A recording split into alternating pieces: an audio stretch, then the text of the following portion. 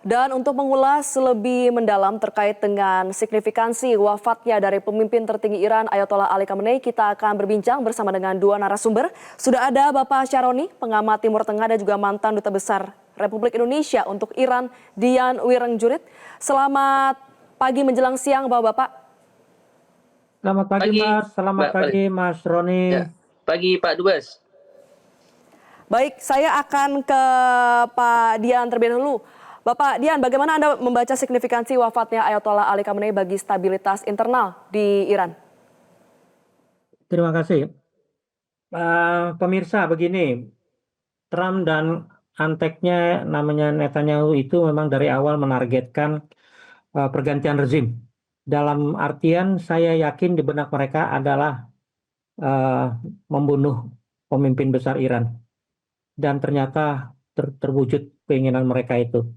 Tewasnya Ali Khamenei tidak sampai 24 jam setelah serangan mereka. Buat saya begini, Iran adalah satu negara yang sudah lama. Ketatanegaranya sudah terbentuk bahkan sejak zaman monarki itu. Tapi kemudian diganti pada Revolusi 79 menjadi Republik Islam Iran. Yang juga memiliki bentuknya yang juga khusus, khas, dan juga kokoh. Karena merupakan negara, Syiah terbesar di kawasan Timur Tengah yang notabene Sunni dan Arab. Artinya Iran itu sepanjang hayatnya secara geografi dan demografi memang akan berhadapan dengan kerawanan yang disebabkan oleh posisinya sebagai negara Syiah terbesar melawan negara mereka bangsa Persia, berhadapan langsung dengan bangsa Arab di sekeliling mereka, mereka Syiah berhadapan dengan Sunni di sekitar mereka. Belum lagi kalau kita bicara tentang potensi mereka. Nah, potensi di bidang energi yang inilah menjadi sasaran utama sebenarnya Amerika dan anteknya itu. Karena Iran satu-satunya negara yang belum berhasil diduduki atau menjadi di bawah pengaruhnya. Semua negara Arab di Timur Tengah sudah berada di bawah pengaruh Amerika. Dan artinya apa? Kalau Iran berhasil dikuasai, Amerika akan menjadi penguasa wilayah yang terkaya minyaknya di dunia, di Timur Tengah, juga di Amerika Selatan, di Venezuela. Nah, ini yang dibayangkan oleh Trump. Tapi tewasnya Ayatollah Khamenei, saya kira tidak akan merubah Iran menjadi negara lain atau apalagi kembali ke sistem monarki yang sekarang digalang-galang oleh pendukung-pendukung Reza Pahlavi itu. Saya kira tidak akan kembali ke sana karena sistem negara Islam Iran ini sudah sangat kokoh dan sudah merasuk ke rakyat yang dulu mengalami penderitaan di bawah monarki. Jadi kalau dengan kematian Ayatollah Khamenei diperkirakan Iran akan berubah menjadi negara lain selain negara Islam Iran, saya kira tidak. Yang ada malah pengukuhan terhadap negara Islam Iran yang kini harus mencari pemimpin baru. Dan mencari pemimpin baru ini bukan hal yang aneh ya. Iran punya mekanisme yang jelas kok. Bahwa ada Dewan Pakar yang terdiri dari 7 orang ayatollah senior yang akan memilih satu di antara mereka. Artinya apa? Mereka pasti akan melanjutkan posisi Iran sebagai negara Islam Iran yang notabene adalah Syiah. Dan itu mereka akan pertahankan sampai kapanpun karena mereka memang dikelilingi oleh lingkungan yang tidak bersahabat lah. Walaupun selama ini Iran tidak pernah membuktikan bahwa revolusi Iran 79 itu mengancam negara-negara tetangganya. Bahkan Iran sempat diserang oleh Irak tahun 80, tapi tidak pernah melakukan agresi kemanapun. Yang ada adalah Iran yang mengalami tekanan dari berbagai pihak negara, khususnya dalam konteks sanksi di bawah Amerika. Nah, kalau ditanyakan dampaknya terhadap kawasan, saya kira dalam situasi berduka cita 80 hari ini, mungkin perang akan 40 hari ini, saya kira situasi sementara akan tenang, sementara masing-masing negara akan memikir ulang kebijakannya, khususnya negara-negara Timur Tengah seperti Arab Saudi yang sebelumnya sudah bilang kami akan balas karena Iran menyerang teritorial kami, walaupun yang diserang adalah pangkalan Amerika. Dan sebenarnya itu adalah konsekuensi logis. Tapi kalau mau jujur, rezim Islam Iran ini justru membawa apa ya, stabilitas Timur Tengah. Karena Iran akhirnya dengan tetangganya pun dikenal berhubungan baik, permusuhannya dengan Arab Saudi bisa didamaikan walaupun bukan oleh negara Islam malah oleh Cina, tapi terbukti kok tanpa tanpa apa namanya basa-basi lagi Iran memang sudah berhubungan erat dengan sekitarnya dan bukan merupakan ancaman.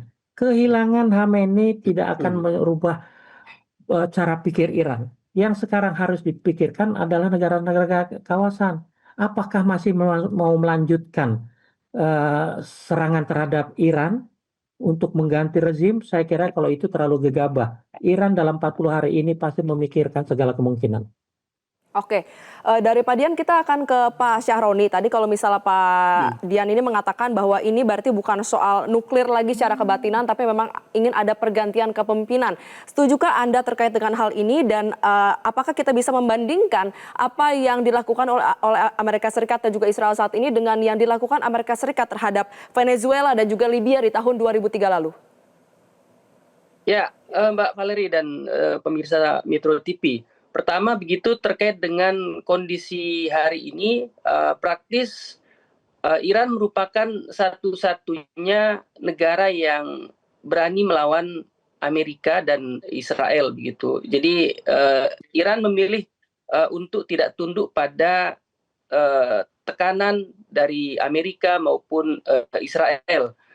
Sudah 10 tahun saya kira, bahkan sejak era Obama, Iran ini sudah diisolasi, kemudian disanksi, tetapi mereka tetap berdiri tegak, kekeh pada pendiriannya. Sehingga tentu pada era Trump pendekatannya berbeda. Jadi kalau pada periode sebelumnya mungkin pendekatannya masih diplomasi, tetapi sekarang di zamannya Trump pendekatannya sangat hard approach ya, sangat militeristik. Dan pada akhirnya ini yang kita saksikan hari ini.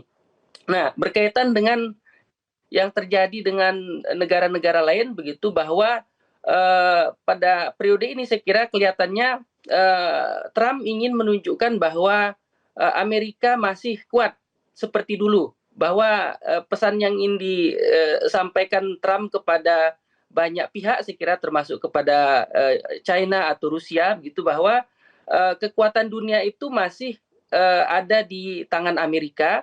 Buktinya adalah bahwa kalau ada yang melawan seperti yang dilakukan oleh Maduro di Venezuela, maka akan berakhir seperti itu, ya. Dia diculik, diadili di Amerika.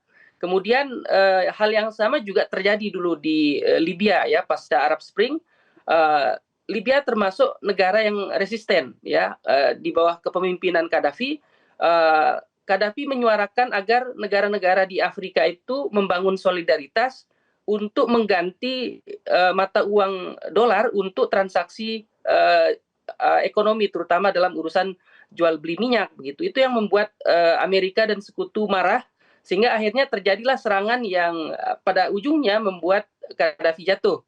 Nah, sekarang kita melihat satu puzzle gitu yang tersisa ya. Jadi ini bisa disebut sebagai satu kepingan yang tersisa di Timur Tengah yang berani melawan hegemoni Amerika.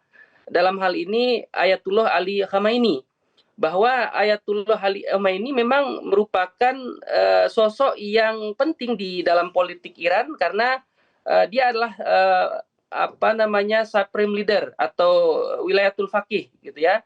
Dia adalah simbol perlawanan, sehingga apa yang disampaikan oleh Ayatullah itu adalah perintah yang harus dijalankan oleh presiden dan strukturnya, termasuk kepada jajaran di bawahnya. Karena Ayatullah sebagai pemimpin tertinggi di Iran memiliki pengaruh terhadap pertama eksekutif presiden, termasuk ada juga garda revolusi.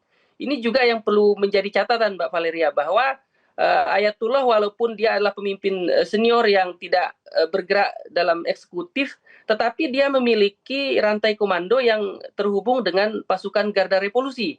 Dan garda revolusi ini adalah satu pasukan yang ada pasukan organik, tetapi ada juga pasukan di luar organik yang kita sebut dengan pasukan Garda Revolusi yang memiliki struktur yang mirip tentara yang organik begitu. Mereka memiliki angkatan udara, mereka memiliki juga sayap angkatan laut gitu ya, dan intelijen yang jumlahnya ratusan ribu. Artinya ini menunjukkan bahwa yang terjadi hari ini boleh jadi ini adalah sejarah baru dalam sejarah kita, di mana di masa lalu Iran 1979 berhasil mengakhiri hegemoni Amerika di Iran begitu. Nah, sekarang cerita berulang begitu, bahwa setelah 30 tahun sekian begitu Khamenei wafat, dan tentu pasti ada penggantinya. Karena seperti yang disampaikan Pak Dubes tadi, bahwa Ayatullah ini adalah wilayatul faqih yang terdiri dari para ulama, dan tentu di antara mereka akan saling memilih satu dengan yang lain. Saya kira itu konsekuensinya, Mbak Valeria.